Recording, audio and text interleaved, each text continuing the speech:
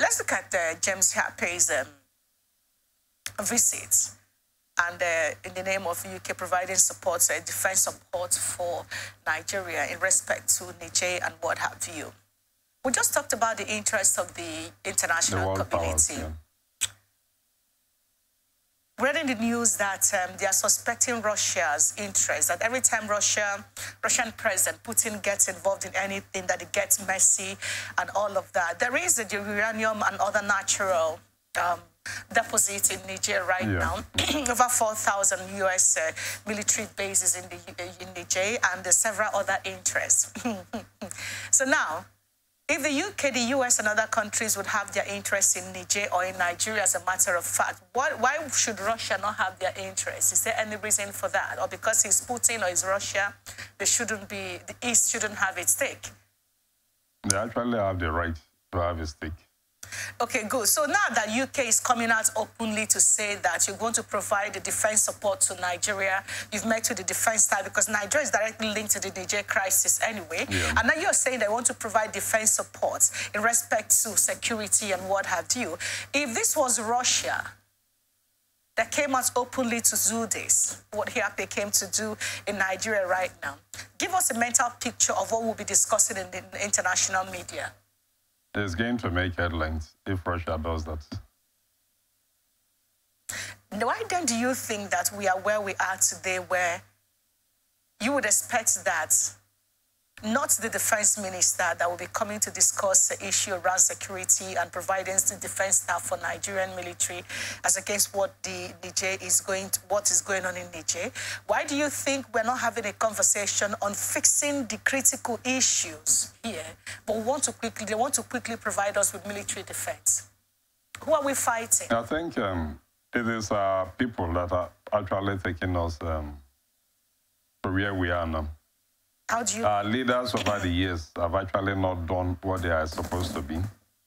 We've not been able to have an independent government that do not actually look up to all these world powers for one kind of support or the other.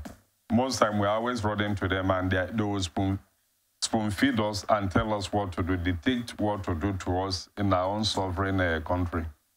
That's the way it has been playing out.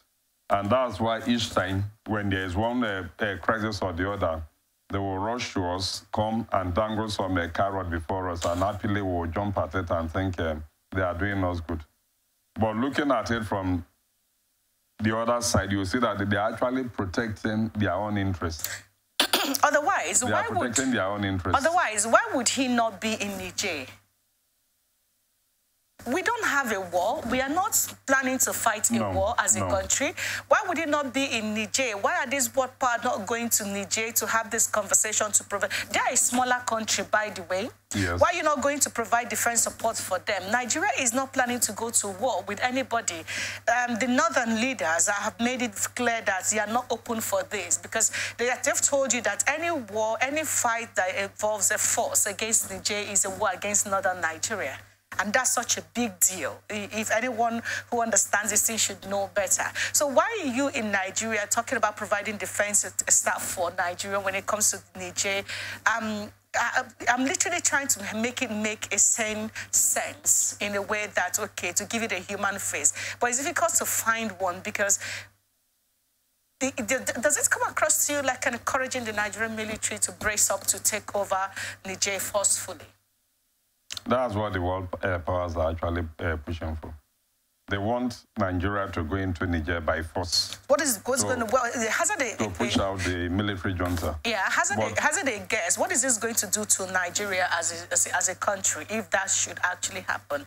A lot of people have had a lot to say and warned sternly against this. But with the UK's minister's visit right now, seems like we may be looking at something else entirely. I don't think they will push us into going into war in Niger, because Niger is not part of Nigeria. And looking at that country also, many families in the north have ties with Niger. Yeah. Many of them, they intermarry, they have relations over there, they have families. Even this normal trade between the north and Niger is so much that if anything happens here, it's going to affect us back back home in Nigeria, especially those in the north. That's why the Islamic leaders are even saying that they don't want anything. This using a war as a solution to the crisis, they are not in support of it, because if it happens, it will affect them, and it's going to affect people in Nigeria also.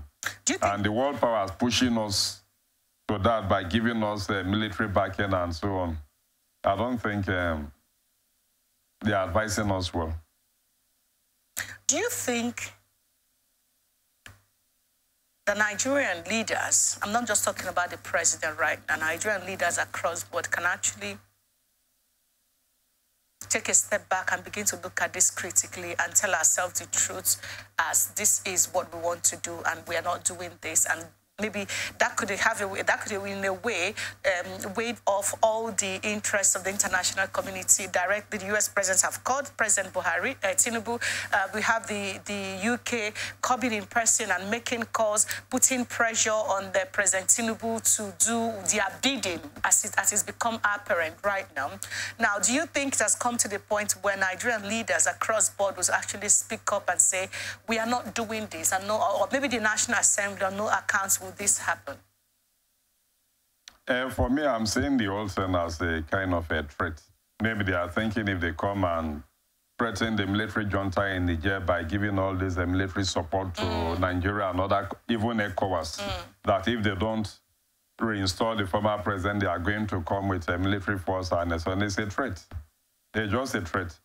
And looking at the media also, many Nigerian leaders are actually not in support of Nigeria using force to reinstall the former president. Many people are not in support.